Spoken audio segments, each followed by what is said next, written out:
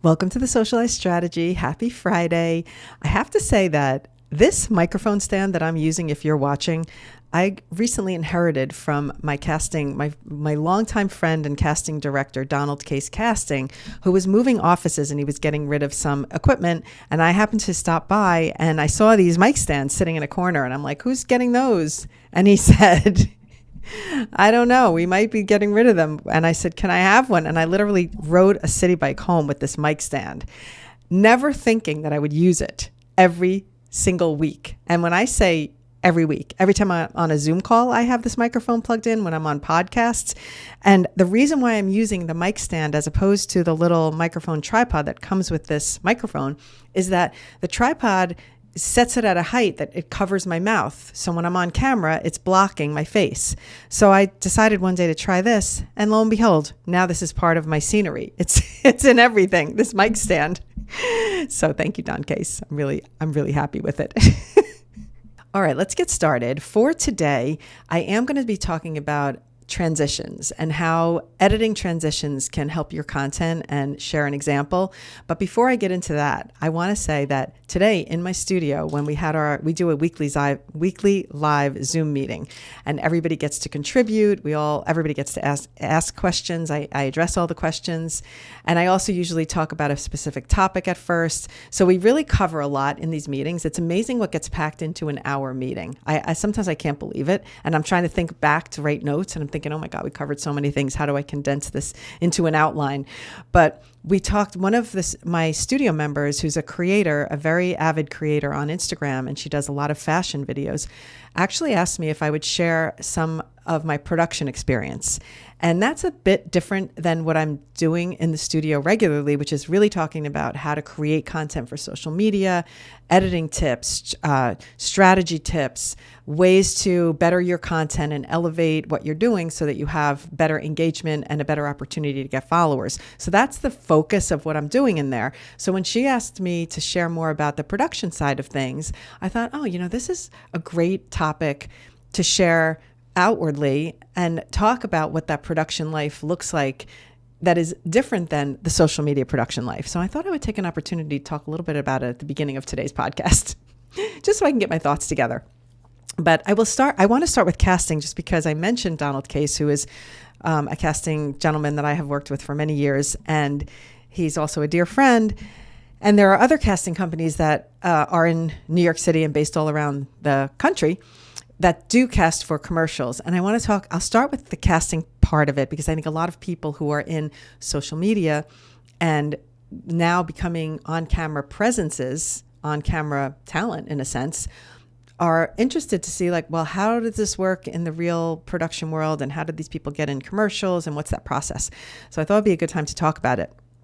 And I will say that in general, the casting business has evolved, even since I'm in it, from way back how it used to be to now, due to the presence of social media and due to how easily findable people have made themselves by putting themselves out there on social media. So I think they do connect much more tightly than I have really thought about in the forefront of my mind. I know they do in the back of my mind, but now that I'm really thinking about it, they really do connect very tightly.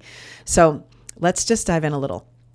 When I'm working on a commercial project, there is usually a big commercial would have a budget for casting. And so typically the production company and the ad agency work together on the casting. And that is different case by case, whether it's more led by the ad agency folks finding the talent or if it's led more by the production company and the director finding the talent. But as those two entities are working in tandem, they together are seeking the talent for the commercial, for the roles in the commercial, for the roles in the show, whatever it is. And the typical process has always been that you would deal with a casting agency, casting agent, and in movies it's different because it's, this commercial talent and then there's also movie talent. So there's lots of levels to this. So one could argue that it doesn't work exactly the way I'm saying it. I'm speaking from experience in commercials. What we would do is contact a casting agent, and the casting agent, aka company, would then speak to talent agents, and they would go through and curate and pick people to come in and try out an audition for the roles in the commercial. And that way, the talent agents find their people is like a whole separate thing now. So let's say you are an actor, if you've just come out of acting school and you want to become an actor, you need to secure an agent. And this is like always a tough thing because you have to prove yourself value to an agent. And so it's like there's that whole process. Like, how do you get an agent? You have to prove value. Just like in social media now, to get an agent for your social media presence, you have to be earning money because the talent agents aren't going to take you on unless you're already getting booked and sponsorships on your own. So you're out securing your sponsorships. And then once you have enough of those, you can convince a talent agent that you're worth taking on. So the process has evolved tremendously when it comes to the difference between one and the other. However, having value and being picked by a talent agent used to involve lots of different things. Who you knew, you'd have a meeting. A talent agent might evaluate. Do they think you have the look that they need? Maybe they're trying to fill out their roster and they have a lot of this type of actor and they need more of this type of actor. So there's all these factors. You would potentially submit a headshot and then they would review that and say, oh, here's a look that we could use. And they set up a meeting with you and you'd pitch yourself. So there's lots of different ways that would happen, that you would secure a talent agent, and then the talent agent would get called by a casting agency to say, oh, we're casting for this role. Do you have anyone? And then the talent agents, and they would call multiple talent agents, the talent agencies would then send them people that they felt would fill the role. So they know their people and they submit to the casting agency. And then the casting agency would either set up a casting session where the people would actually come in person, or now, since COVID and thereafter, a lot of it is done virtually, where you do a casting submission. It's called a self-tape, where the talent would self-tape themselves doing saying who they are and why they're good for the role and doing the performance.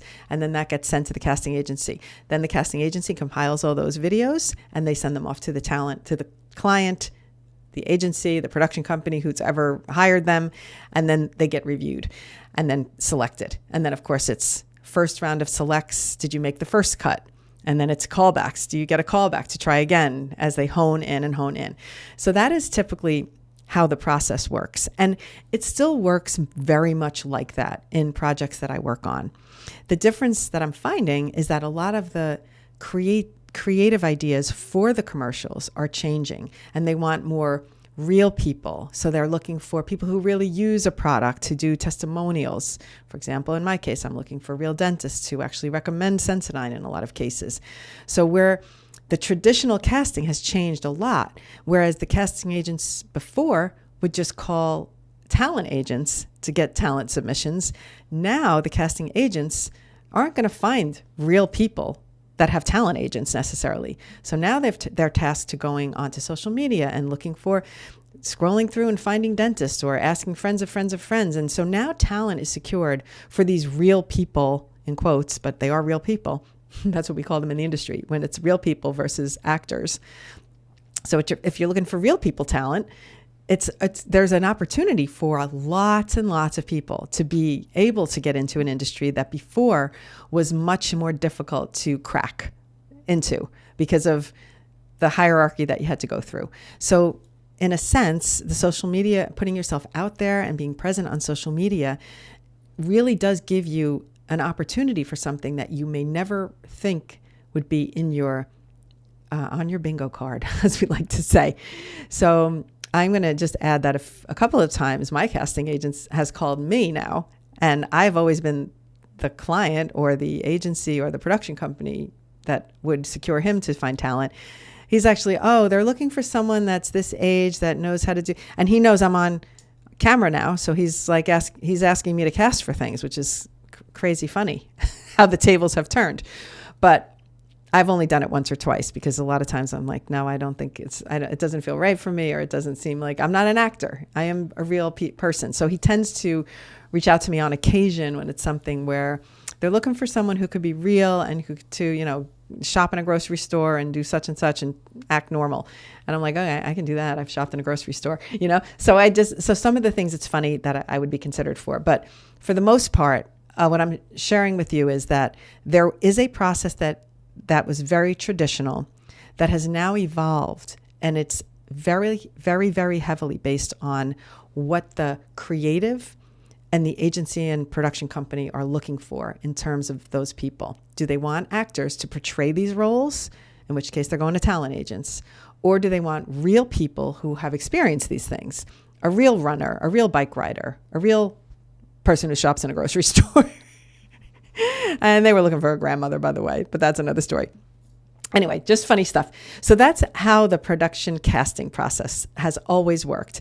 But the point of this, I guess, tying it together into the Socialize podcast today is that now when you put yourself on social media, you are opening up your world into possibilities where you might have never thought you would be in an on-camera role in your life. Like I would never. I'm always like, nope, I'm behind the camera. That is my role. And now because of social media, so many different doors have opened up. And so I think that we all need to realize that creating content and sharing expertise can open up doors that we just don't know are even there. They're the invisible doors. They're hiding.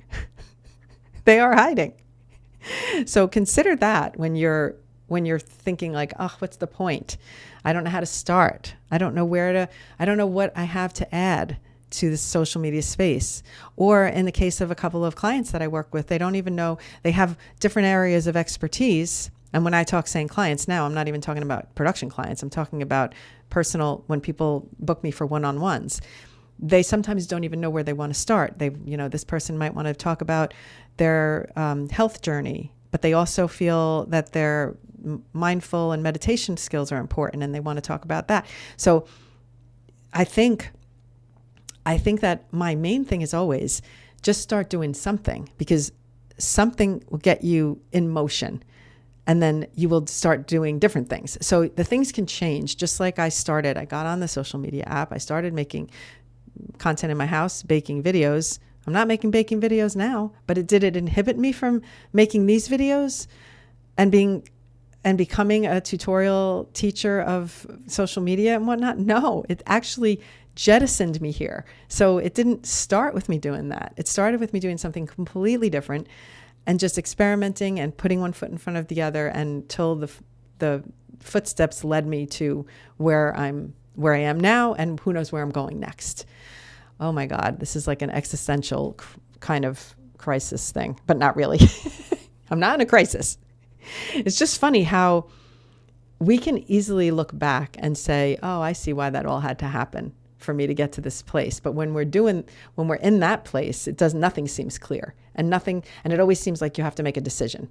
And the truth is you don't have to make a decision. The truth is you can just start, and then you can decide to change, and you can turn left and then you can turn right. So it's like getting in a car and you're not sure where you're going to go, but you just start driving. A lot of times I do this in the city. I think I just want to go for a walk, and I start with one task. I'm going to stop at the post office. And then when I walk out of the post office, I just take a right, and then I just start walking. And sometimes I don't know where I'm headed. I just know I want to get some fresh air. I want to be out in the city for a little bit.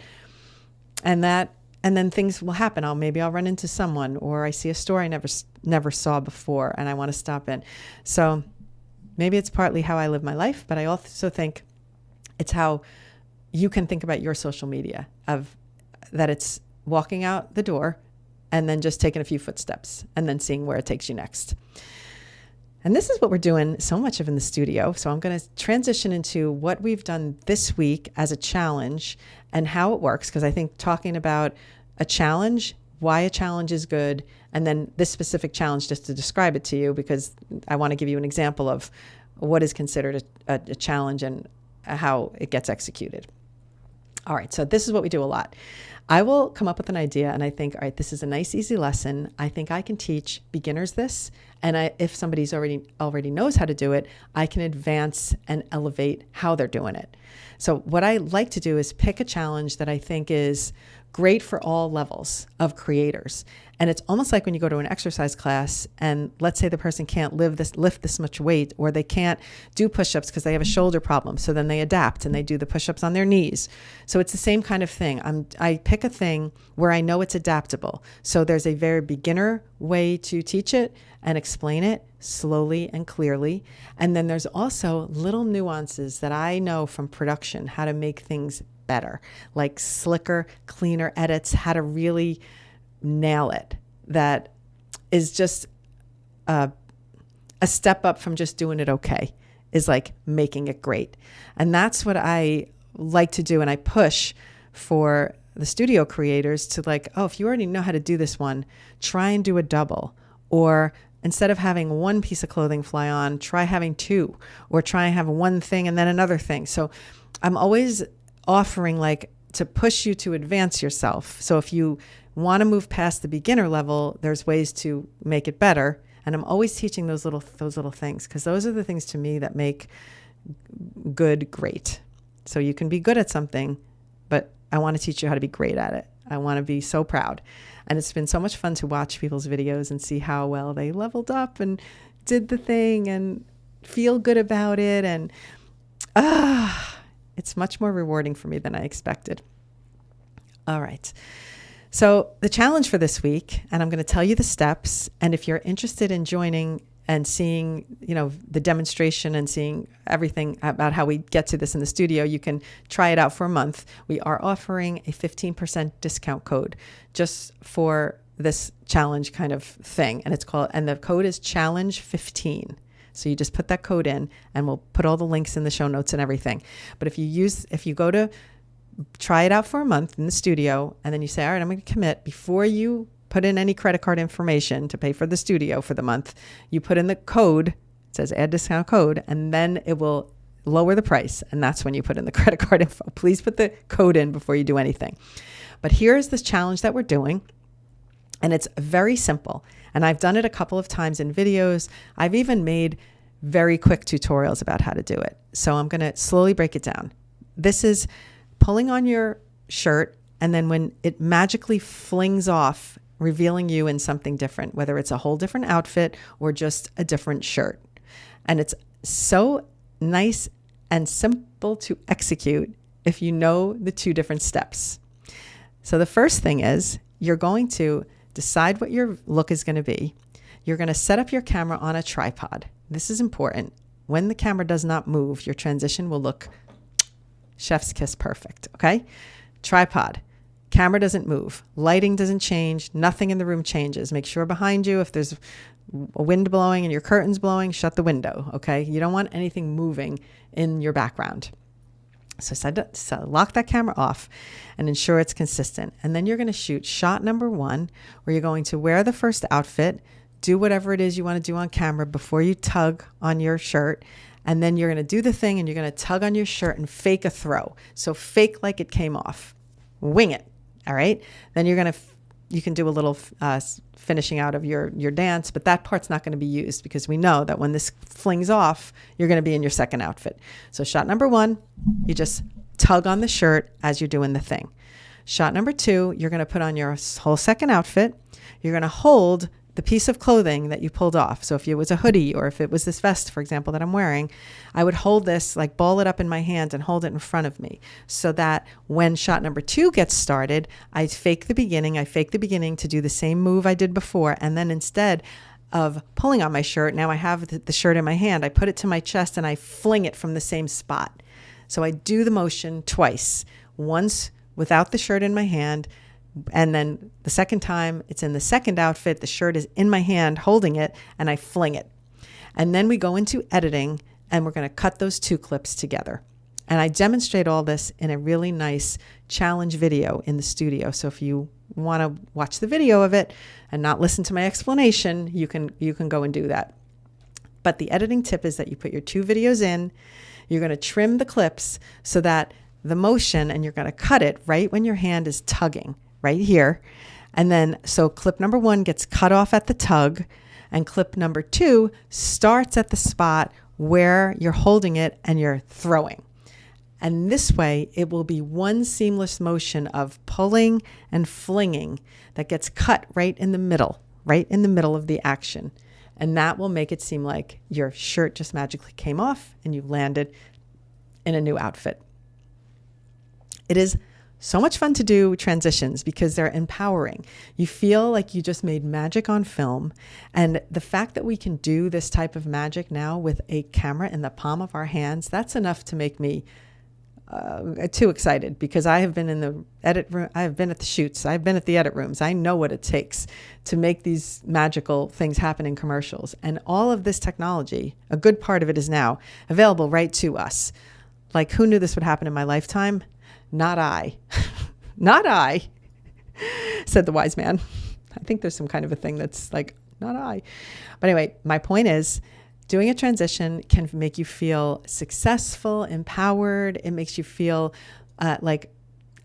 just like a real creator. And it just takes you to that next level. And a lot of people are really good at it.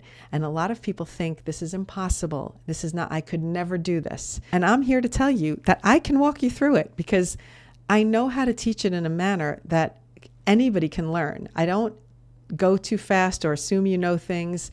I explain it.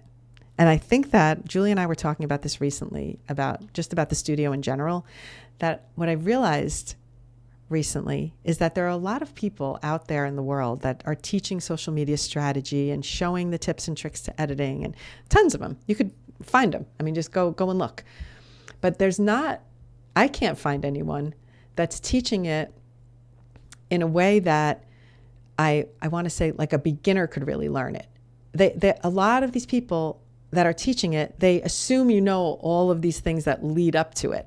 And so they're starting almost like in the middle. And then you have to catch up and figure out why? I'm explaining it. So every time I teach a lesson, it's like a blank slate in a way that you can figure it out, even if you know nothing about editing.